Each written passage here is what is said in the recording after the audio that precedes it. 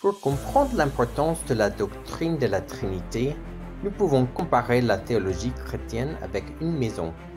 Il y a certaines parties de la maison qui sont essentielles pour la stabilité de la structure, telles comme les fondations, la dalle, les murs porteurs ou encore le toit. Chaque partie est importante, mais certaines parties dépendent des autres.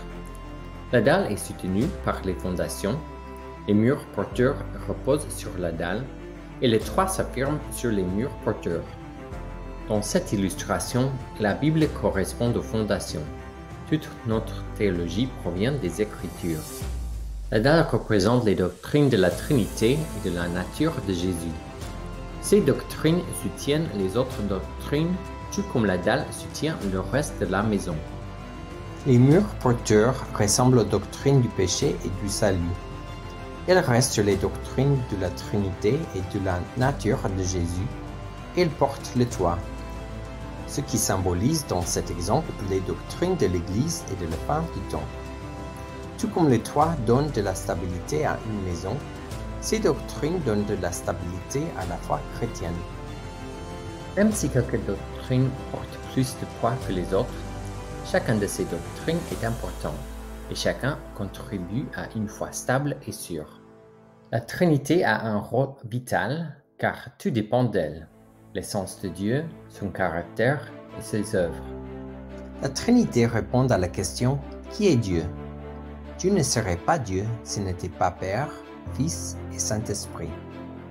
Un déni de la Trinité est une hérésie car c'est un déni de Dieu même.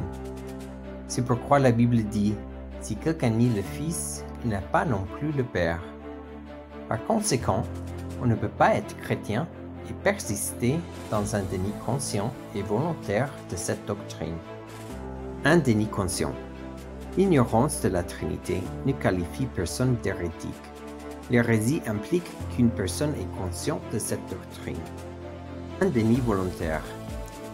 Une personne peut avoir des questions, des doutes ou même des idées erronées, mais cela ne suffit pas pour l'appeler hérétique. L'hérésie, c'est un choix. Un déni persistant. Connaître bien la doctrine de la Trinité et décider volontairement de la nier ne satisfait non plus la définition d'un hérétique. C'est quelque chose de persistant. Par contre, si une personne reste dans cette attitude longtemps, nous ne devrions pas la considérer comme chrétienne. Le caractère de Dieu découle de son essence. Par exemple, Dieu est juste. Cela signifie qu'il tient à ses promesses et qu'il se porte correctement avec d'autres. Or, si Dieu n'était qu'une seule personne, il ne serait pas éternellement juste parce qu'il n'aurait eu personne à qui être juste. Dieu ne change pas dans son caractère. Alors Dieu ne pourrait pas devenir juste après avoir créé d'autres êtres.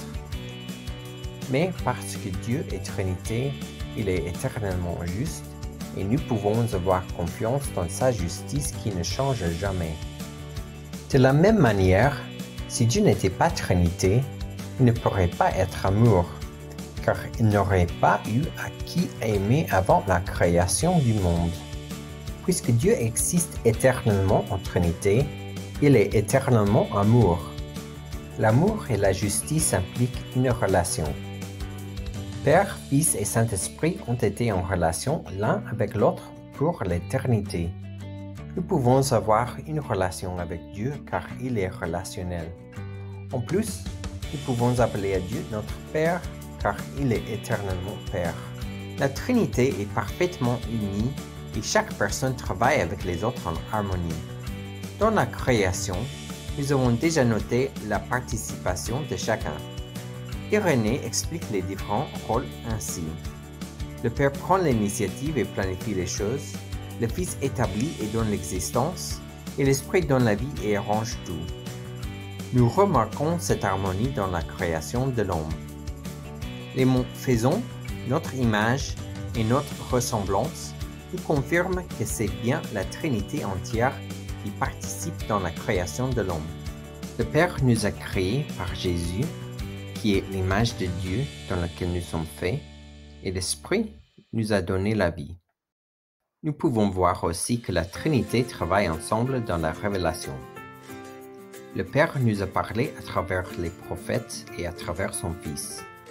Et nous avons déjà vu que l'Esprit Saint est l'auteur de la Bible. L'œuvre de la Trinité n'est plus claire que dans la rédemption. Le Père a pris l'initiative pour nous réconcilier à travers le Fils qui est mort pour nous, et l'Esprit nous a régénérés et nous a scellés. La Trinité continue à travailler dans notre sanctification. Le Père nous a prédestinés à être sanctifiés, et il produit en nous le vouloir et le faire, selon son bon plaisir. Le Fils est notre modèle. L'Esprit nous sanctifie en nous dirigeant et en produisant du fruit. Voilà brièvement quelques exemples pour démontrer que toute notre théologie dérive de la Trinité. Sans la Trinité, nous perdrions ce qui Dieu est et ce que Dieu a fait. Le salut, l'Église, la Bible, même la création, tout en dépend. Dans la prochaine vidéo, nous verrons pratiquement à quel point nous pouvons en bénéficier dans notre vie quotidienne.